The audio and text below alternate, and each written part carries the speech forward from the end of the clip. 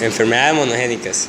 Son enfermedades hereditarias causadas por la mutación o alteración en la secuencia del ADN en un solo gen. También se llaman enfermedades hereditarias mendelianas, por transmitirse a la descendencia según las leyes de Mendel.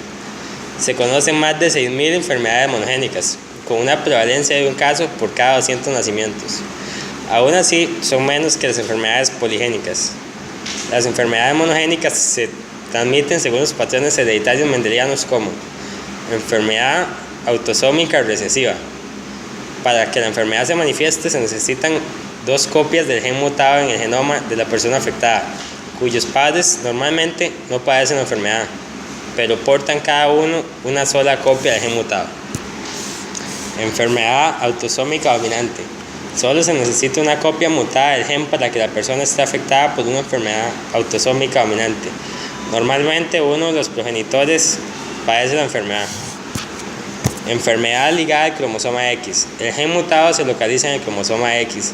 Estas enfermedades pueden transmitirse a su vez en forma recesiva o dominante.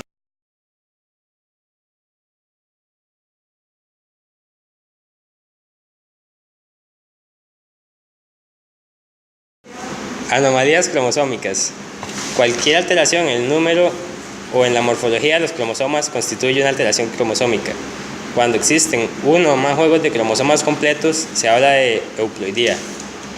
En el caso de existir un defecto de cromosomas, se habla de monosomía.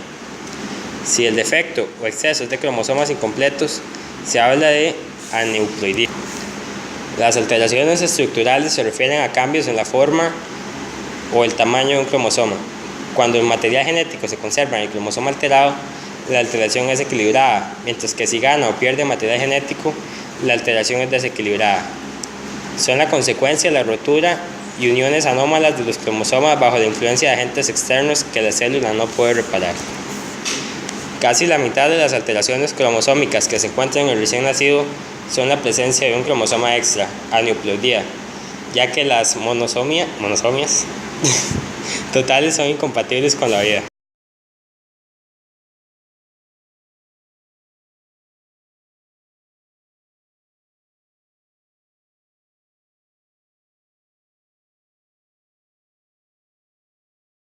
Trastornos poligénicos. Las causas son mutaciones en general de los genes, puede causar gigantismo, puede causarse por herencia.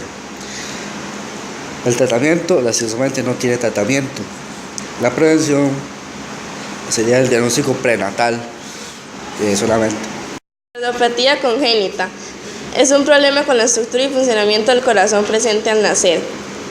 La cardiopatía se divide en 2 tipos, cianóticas y no cianóticas.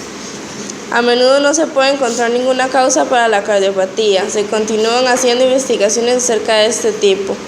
El azúcar en la sangre mal controlado de las mujeres que tienen diabetes durante el embarazo también ha sido relacionado con una alta tasa de problemas cardíacos congénitos.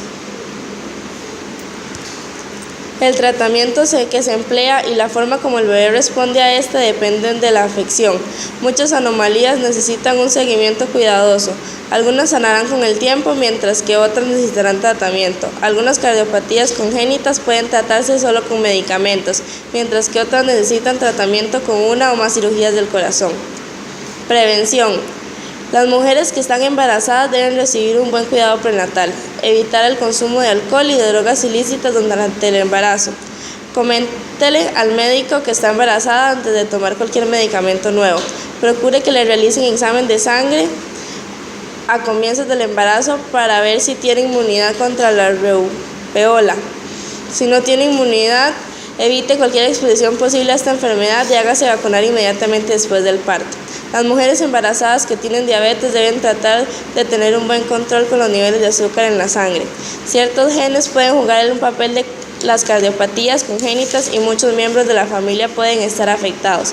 Hable con el médico acerca de la realización de pruebas genéticas si tiene antecedentes familiares de la cardiopatía congénita.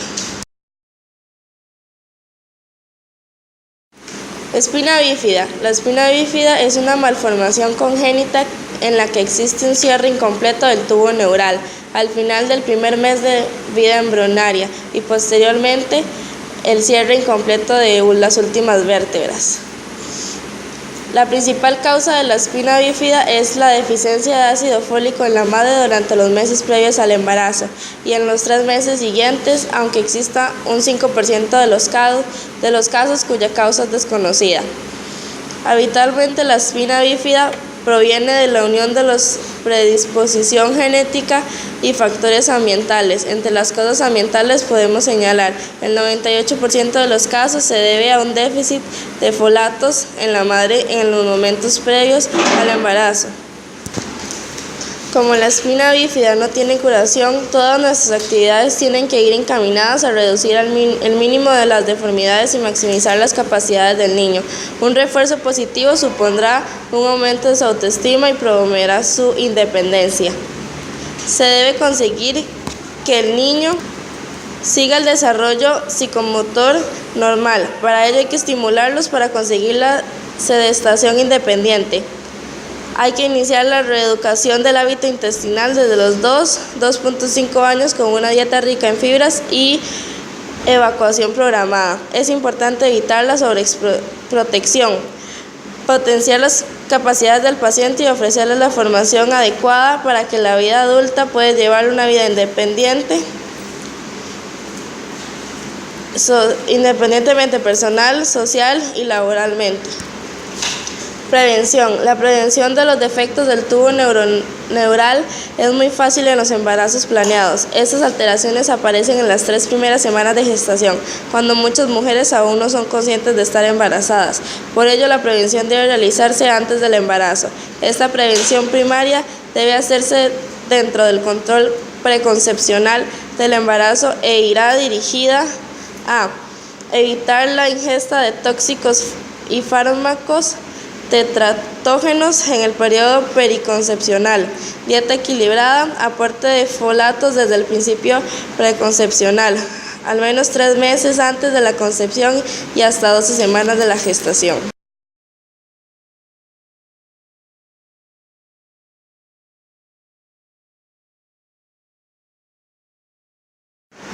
Glaucoma congénita. Ocurre en bebés. Con frecuencia se transmite de padres a hijos. Está presente al nacer. Es causada cuando el ojo no se desarrolla normalmente.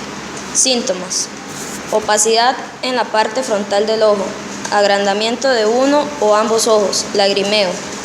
Tratamiento: casi siempre se trata con cirugía. Esto se hace mediante anestesia general. Esto significa que el niño está dormido y no siente dolor. Cataratas congénitas. Es la capacidad del cristalino del ojo que está presente al nacer. El cristalino del ojo es normalmente transparente. Causa: las cataratas congénitas son poco comunes. En la mayoría de los pacientes no se puede encontrar una causa. Síntomas: opacidad gris o blanca de la pupila. El bebé parece no tener la capacidad de ver. Movimientos oculares rápidos inusuales. Tratamiento: es posible sea necesario usar un parche para forzar al niño a usar el ojo más débil con el fin de prevenir. La fisura del labio paladar hendido es la fisura del labio que va del labio hasta la base de la nariz. Puede estar a un lado o a los 2 lados. Sus causas se presenta sobre todo en familias con un historial de esa normalidad, en alguno de los padres, en otro niño o pariente inmediato, pero también puede presentarse en familias sin los antecedentes ya mencionados.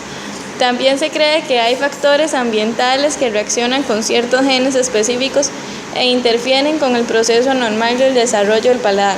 Algunos refieren que algunos fármacos, drogas, productos químicos, plomo, deficiencias de vitaminas pueden provocar ese efecto. Sus consecuencias son alimentación, problemas secundarios, el habla y el lenguaje. Y su tratamiento es cirugía, odontología y psicología. Hipertensión arterial es una enfermedad crónica caracterizada por el incremento continuo de cifras de la presión sanguínea en las arterias. Es fácil detectarla, pero si no se detecta, produce efectos graves y letales. En países desarrollados ha afectado a cerca de 1.000 millones de personas. En 90% de los casos, la causa de hipertensión arterial es desconocida, pero también Se da por una fuerte influencia hereditaria.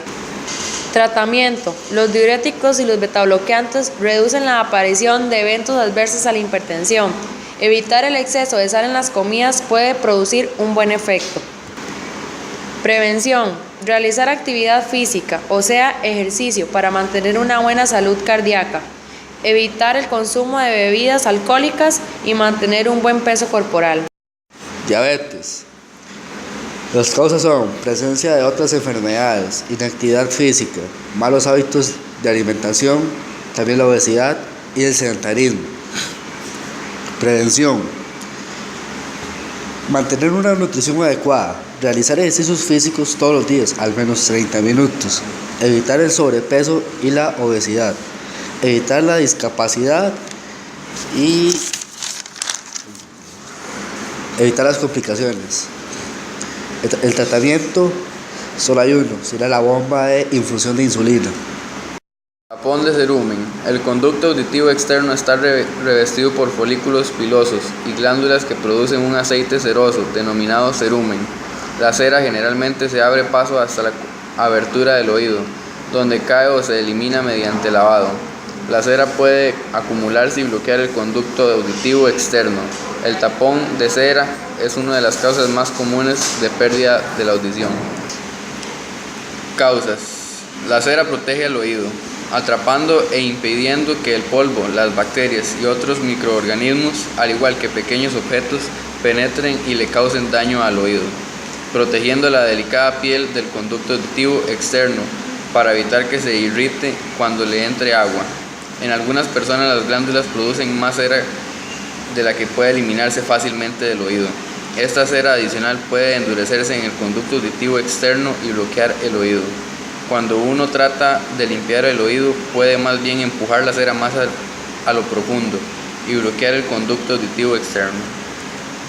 Síntomas: dolor de oído, llenura en el oído o sensación de que el oído está taponado, ruidos en el oído, hipocausia parcial que puede empeorar. Tratamiento: la mayoría de los casos de tapón de cera pueden tratarse en casa. Para ablandar la cera en el oído se puede utilizar lo siguiente: aceite para bebés, gotas comerciales, glicerina, vaselina líquida, agua. Otro método es extraer la cera por lavado. Utilice agua a temperatura corporal. El agua más fría o más caliente de lo normal puede producir mareo o vértigo, breve pero muy fuerte. Sostenga la cabeza erguida y enderece el conducto auditivo externo, sosteniendo la oreja y hablando suavemente hacia arriba. Utilice una jeringa para dirigir suavemente un pequeño chorro de agua contra la pared del conducto auditivo cerca del tapón de cera.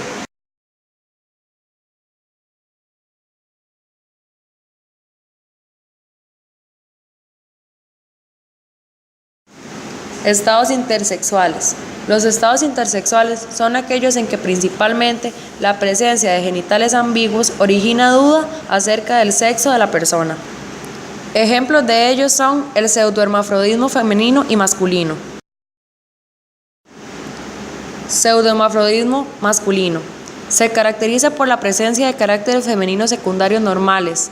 Las mamas están bien desarrolladas, pero no existe vello en las axilas ni en el pubis. La vagina es ciega e internamente carecen de útero. También presenta testículos intraabdominales y niveles de testosterona similares a los de los hombres. La causa es que se da por defectos cromosómicos, la mutación en el cromosoma XY, cariotipo 46XY. El tratamiento es hormonal o con cirugía para corregir los defectos externos e internos de la persona. Pseudohermafrodismo femenino. Se da con aspecto masculino y una vagina con clítoris hipertrofiado. Se da por causa del déficit congénito de la enzima 17 o hidroxilasa en las glándulas suprarrenales, que desencadena un fallo en la síntesis del citosol. El tratamiento son la terapia hormonal y la cirugía. Hermafrodismo verdadero. Se da con órganos sexuales asociados con los dos sexos y también producen los dos tipos de gametos. Un ejemplo claro de ellos es las plantas con flores, o sea, angiosperma. Generalmente, las personas que poseen hermafrodismo verdadero poseen los dos órganos sexuales y se reproducen de las dos maneras. Para ello no existe causa ni prevención.